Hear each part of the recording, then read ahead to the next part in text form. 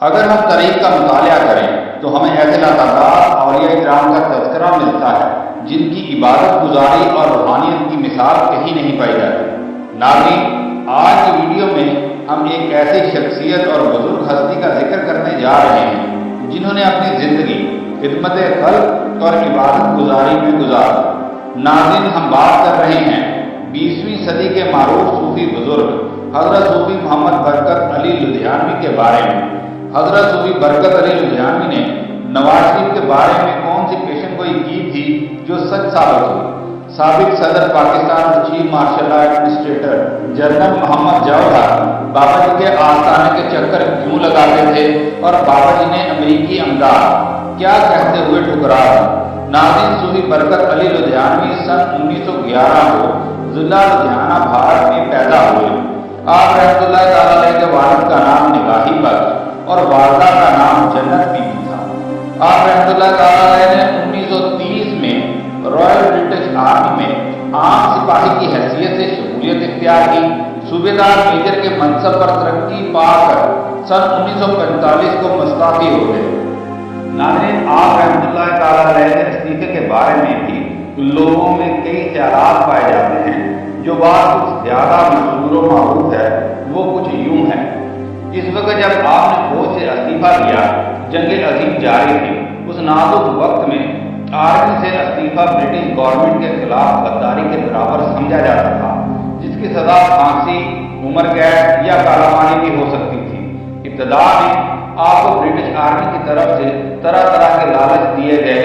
جب آپ رحمۃ اللہ تعالیٰ علیہ نے ان کی بات نہ مانی تو کہا جاتا ہے کہ آپ کو زہر بھی دیا گیا، لیکن اللہ کی قدرت کے آپ کو قے آ گئی اور زہر خارج ہو گیا۔ پھر بعد ازاں آپ کو کورٹ مارشل کے بعد بری کر دیا گیا۔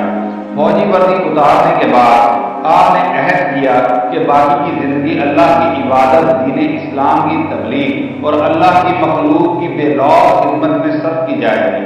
قیام پاکستان کے بعد کچھ دیر تک کئی شہروں میں قیام پذیر رہے اور پھر وہ مستقل طور پر فیصل آباد کے قریب ایک علاقہ میں آ کر رہنے لگے۔ ناظرین، صوفی برکت علی لدھیانوی صرف 16 برس کے تھے جب ان کی شادی کر دی گئی تھی۔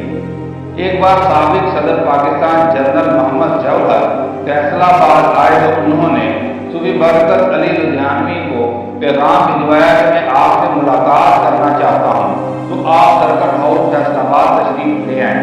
تب انہوں نے کمشنر فیصل آباد کو خط لکھا۔ بادشاہوں کے دربار میں فقیر حاضر نہیں ہوا کرتے اور پھر صدر جواہر خود چل کر بابا جی کے آستانے پر ان سے ملنے آئے۔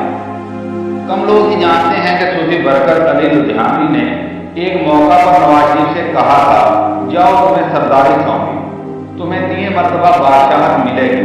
صوفی برکت علی لدھیانوی کے یہ الفاظ حرف بحرف سچ ثابت ہوئے اور میاں محمد نواز شریف 3 بار پاکستان کے وزیر اعظم بنے۔ اس کے علاوہ صوفی برکت علی لدھیانوی فرمایا کرتے تھے کہ وہ دن دور نہیں جب عالم اقوام کے فیصلے یہاں سے لیے جائیں گے۔ ایک دن پاکستان کی ہاں میں دنیا کی ہاں ہوگی، اگر ایسا نہ ہوا تو میری قبر پر ڈوب دینا۔ صوفی برکت علی لدھیانوی نے اپنی زندگی میں ہی اپنی جائیداد اسلام کے لیے وقف کر دی تھی۔ بتایا جاتا ہے کہ وہ کسی کا عطیہ قبول نہیں کرتے تھے۔ سال 1992 میں ایک امریکی NGO نے انہیں 5 ارب روپے کی امداد دینے کی آفر کی، جسے انہوں نے یہ کہتے ہوئے لینے سے انکار کر دیا، ہماری روزی پرندوں کی طرح ہے جو صبح گھونسلوں سے بھوکے اڑتے ہیں لیکن شام کو سیر ہو کر گھر لوٹتے ہیں۔ جیسے صبح سے نکلے پرندوں نے شام کو گھر لوٹ کر آنا ہوتا ہے، ویسے ہی انسان کو اپنے رب کے حضور پیش ہونا ہوتا ہے۔ 26 جنوری 1997 کو حضرت لدھیانوی اس دار فانی سے کوچ کر گئے۔ انسانوں کا سمندر ان کے جنازے میں موجود تھا اور عقیدت مند پھوٹ پھوٹ کر رو رہے تھے۔ صوفی برکت علی لدھیانوی کو دار الاحسان میں سپرد خاک کر دیا گیا۔